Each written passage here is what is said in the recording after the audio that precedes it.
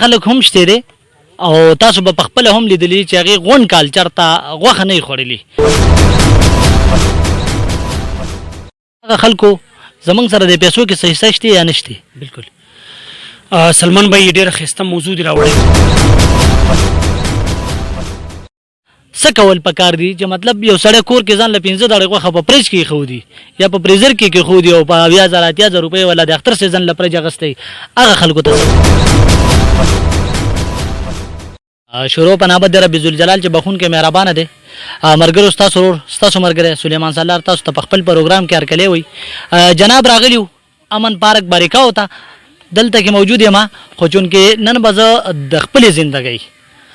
د خوشحالي غټ ورځ غنم او یو داسې خلک داسې شخصیت چې تاسو کته شي تحصیل خان او جاوید بھائی ډیر سره ناشتي دینه به هم تاسو کومه خو جاوید رحمان بھائی چې کوم دی د جبران ویلفر فاونډیشن چې کوم دی نو ممبر دی. السلام علیکم ورحمت الله وبرکاتہ. وعلیکم السلام سلمان بھائی مننه قدرمن شي. جاوید رحمان بھائی کزستا سونه پلندو ټکو کې دا پښتنه وکما چې اختر را روان دي قربانیان دي مطلب کپڑے به جوړی شي وي او د یو کس نه پکې ما واورېدل چې را زما د اختر په کپړو باندې 25000 روپۍ را لګنه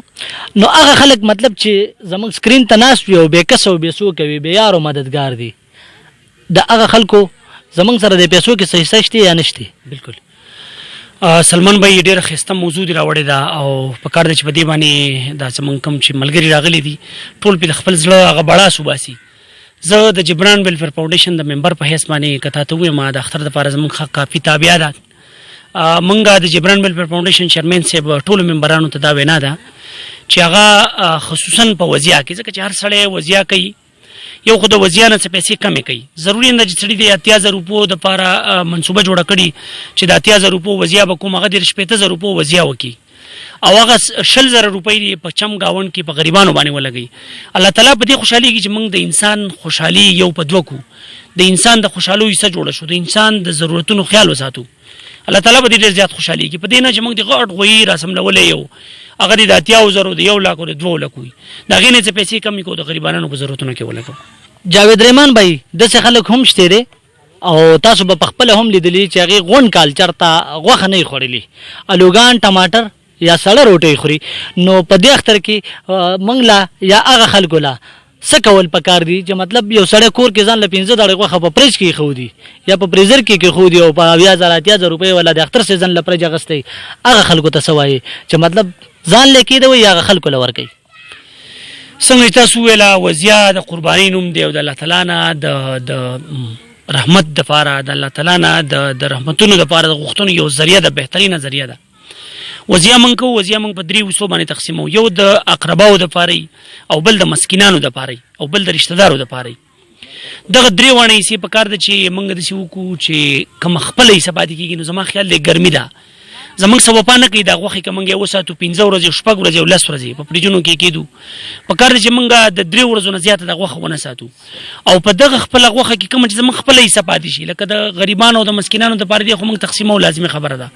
په خپل رشتہ دارو باندې تقسیمو خو دا کوم زمونږ ذاتی حصہ ده چې دا مونږ د 3 ورځې نه سیوا ونه ساتو. زمونږ په چم گاون کې به خلک سلمان بھائی دا غي ذکر وکړو چې هغه به په دې کال کې غوخه نه خړلې ځکه چې ګرانی درې چا وس نه کېږي نه الوګان به خړلې په ټول کال کې نو په کار دي چې مونږه د 3 ورځې نه زیات خپل غوخه ونه ساتو او په چم گاون کې هغه خلک چې هغه غریبانان دي مسکینان دي هغه غوخه ته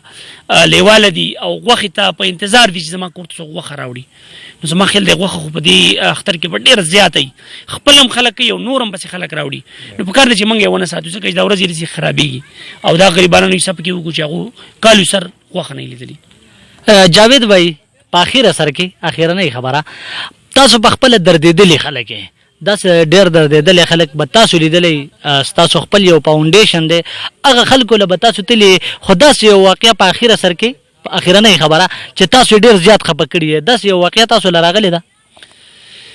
سلمان بھائی جبران ویلفر فاونډیشن چیرمن صاحب الله دې ول جون ورکی یو د خسته دیږي خو دي دا چې موږ چرته مزونو د دردمندو سره موږ واسطه راځي خو یقینا زمنګ هر کورنۍ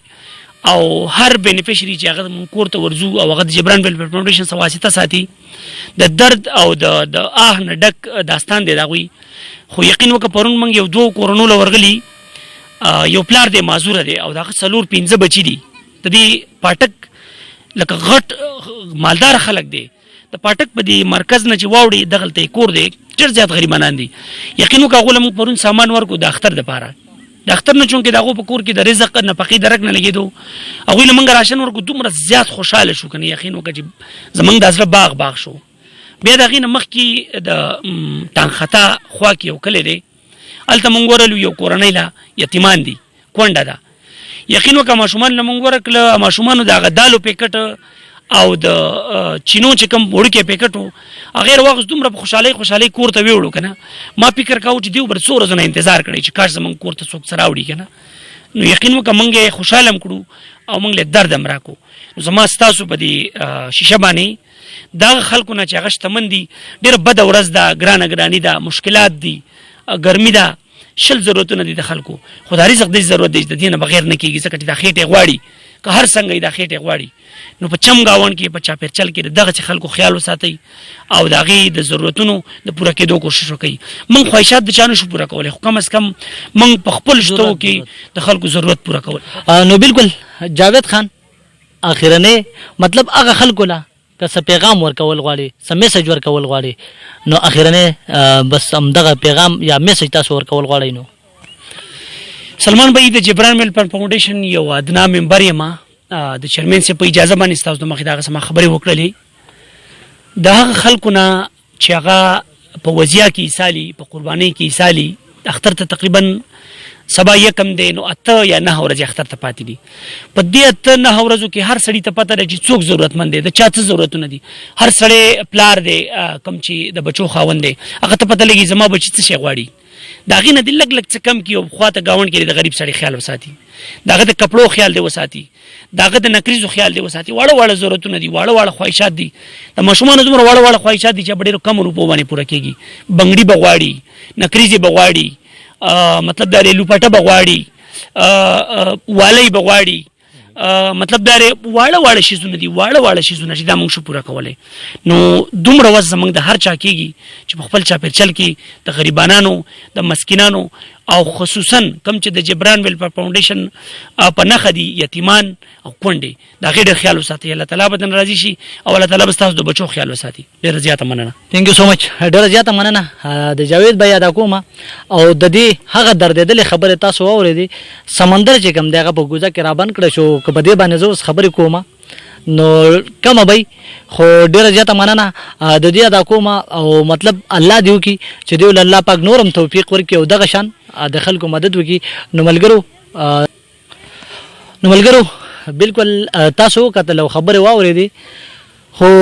مطلب چې دغه شان څونه تنظیمونه دي نو هغه تاسو سپورټ کوي او د هغې مدد وکړئ او د هغې شاته ودرېږئ د هغې نه مخکې لاړ شئ او په دې باندې تنقیدونه پرېږدوئ ګوته اوچتول پرېږدوئ مطلب